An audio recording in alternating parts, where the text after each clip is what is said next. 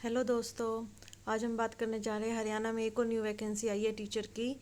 ये नोटिस आया है हरियाणा पब्लिक सर्विस कमीशन की ओर से। अभी कुछ टाइम पहले पीजीटी की वैकेंसी आई थी और अब आ गई है ये असिस्टेंट प्रोफेसर की वैकेंसी। ठीक है, अब इसमें बात करते हैं कि इसमें एज लिमिट क्या क्या है, इसमें सिलेबस क्या है, सैलरी क्या रहेगी, एग्ज़ाम पैटर्न क्या रहेगा, कौन कौन से डॉक्यूमेंट की ज़रूरत है, एप्लीकेशन फॉर्म फिल करते टाइम, इन सब के बारे में हम अभी बताने जा रहे हैं। तो एक तो इसमें रजिस्ट्रेशन के लिए हमें लॉगिन आईडी बनानी पड़ेगी, उसमें हमें परिवार पहचान पत्र से लॉगिन करना है, आधार नंबर से। ठीक है, उसके बाद रजिस्ट्रेशन कंप्लीट करना है, फिर उस फॉर्म को फिल करना है और पेमेंट करके उस फॉर्म का प्रिंट आउट निकालना है। अब बात कर लेते हैं इसके जो नोटिफिकेशन की जो डेट है वो आई है, ये 2/8 को रिलीज़ हुआ है नोटिफिकेशन। और इसके जो एप्लीकेशन फॉर्म है, जो ऑनलाइन फॉर्म स्टार्ट होंगे वो 7/8/2024 से स्टार्ट होंगे और एप्लीकेशन फॉर्म की लास्ट डेट है 27/8/2024। ठीक है, ये इनकी वेबसाइट है, इस वेबसाइट पे जाके आप फॉर्म फिल कर सकते हैं www.hpsc.government.in।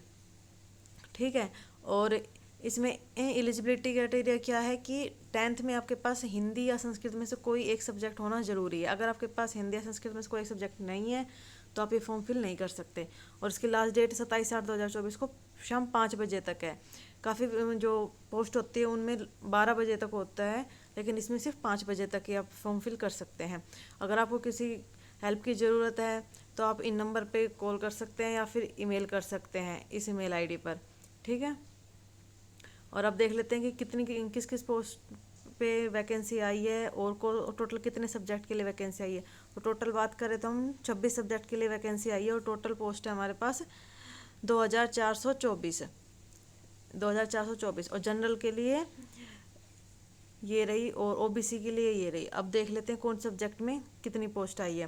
तो हम बॉटनी की बात करें तो 98 पोस्ट है, केमिस्ट्री के लिए 123, कॉमर्स के लिए 153, कंप्यूटर साइंस के लिए 47, डिफेंस स्टडी के लिए 23, इकोनॉमिक्स के लिए 43, इंग्लिश के लिए सबसे ज़्यादा पोस्ट है। इसमें जनरल के लिए 312 है और ओबीसी के लिए 120। टोटल 613 पोस्ट है। इन्वायरमेंटल साइंस के लिए 7 पोस्ट है, फाइन आर्ट के लिए 7 पोस्ट है, ज्योग्राफी के लिए 316 पोस्ट है, हिंदी के लिए 139 पोस्ट है, हिस्ट्री के लिए 123, होम साइंस के लिए 28। मतलब इसमें पोस्ट अच्छी खासी है। टोटल बात करें तो 2424 पोस्ट है। इसमें जो हरियाणा के कैंडिडेट है जो ओबीसी SC ST में आते हैं, उनका अगर कोई ओबीसी का सर्टिफिकेट है तो सिर्फ हरियाणा का ही वैलिड है। अगर सेंट्रल का वैलिड नहीं है, अगर सेंट्रल का आपका सर्टिफिकेट बना हुआ है तो वो आपको अपलोड नहीं करना है, सिर्फ हरियाणा का ही सर्टिफिकेट वैलिड है इसमें। ठीक है, EWS के लिए भी आपको हरियाणा का EWS का सर्टिफिकेट ही चाहिए, तभी आप ये फॉर्म फिल कर सकते हैं। सेंटर का कोई अपलोड नहीं करने की जरूरत नहीं है। और इसमें एक ये है कि नेट क्वालिफाई होना चाहिए, तभी आप इस फॉर्म को फिल कर सकते हैं। अगर आपने नेट क्वालिफाई नहीं कर रखा तो आप इस फॉर्म को फिल नहीं कर सकते। और किसी ने अगर PhD कर रखी है तो वो विदाउट नेट भी इस फॉर्म को फिल कर सकता है। और इसमें मास्टर्स में कम से कम 55% मार्क्स चाहिए, तभी आप फॉर्म फिल कर सकते हैं। अगर आप 55% मार्क्स से कम है तो आप इस फॉर्म को फिल नहीं कर सकते। ठीक है, और PhD वाले आराम से इस फॉर्म को फिल कर सकते हैं, उनको नेट की कोई ज़रूरत नहीं है। और इसमें एज रिलैक्सेशन की बात करें तो SC ST OBC के लिए एज रिलैक्सेशन भी दिया हुआ है, PW के लिए भी एज रिलैक्सेशन दिया हुआ है। और इसमें अगर एग्ज़ाम फ़ीस की बात करें तो मेल के लिए 1000 रुपये है, फीमेल के लिए 250 रुपये है एग्ज़ाम फ़ीस। ठीक है, और जो पर्सन डिसेबिलिटी में आते हैं उनके लिए कोई भी फ़ीस नहीं है।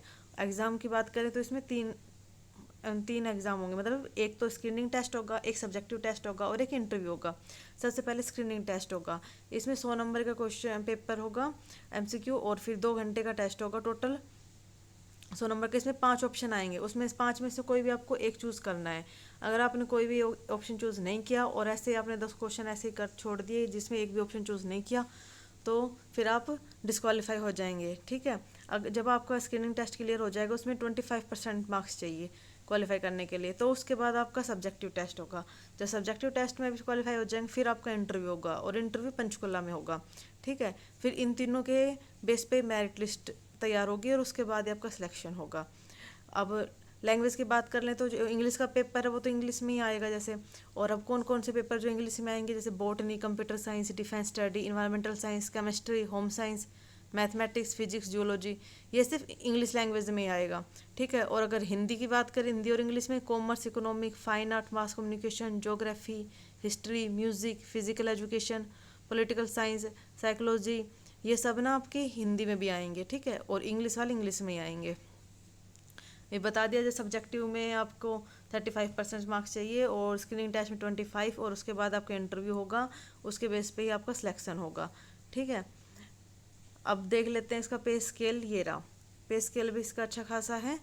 और अब देख लेते हैं कि एलिजिबिलिटी क्राइटेरिया क्या है इसमें, कि एक तो आपको मास्टर्स होनी चाहिए, नेट क्वालिफाई होना चाहिए, या फिर पीएचडी होनी चाहिए, ठीक है।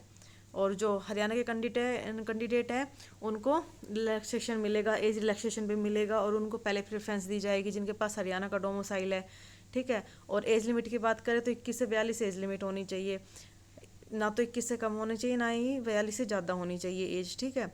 और जो SC ST में उनको 5 साल का एज रिलैक्सेशन, जो OBC में है उनको 5 साल का, और जो डिसेबल पर्सन है उनको 5 साल का, ठीक है। ये एज रिलैक्सेशन दिया गया है। और अब आगे हम बात करते हैं इसकी फ़ीस के बारे में। जैसे हम बता ही चुके हैं, मेल के लिए 1000 रुपये है और फीमेल के लिए 250 रुपये है, ठीक है। और ये फ़ी जो है रिफंडेबल नहीं होगी। तो आप इस फॉर्म को फिल कर सकते हैं आराम से। आप देख लेते हैं इसमें कौन कौन से डॉक्यूमेंट की ज़रूरत है। एक तो स्कैन फ़ोटो चाहिए, इस कैंडिडेट के साइन, 10th और 12th की मार्कशीट। 10th में याद रखना कि हिंदी और संस्कृत होना जरूरी है, वरना इस फॉर्म को फिल नहीं कर सकते। पोस्ट ग्रेजुएशन चाहिए, PhD चाहिए। पोस्ट अगर PhD है तो विदाउट नेट भी आप इस फॉर्म को फिल कर सकते हैं।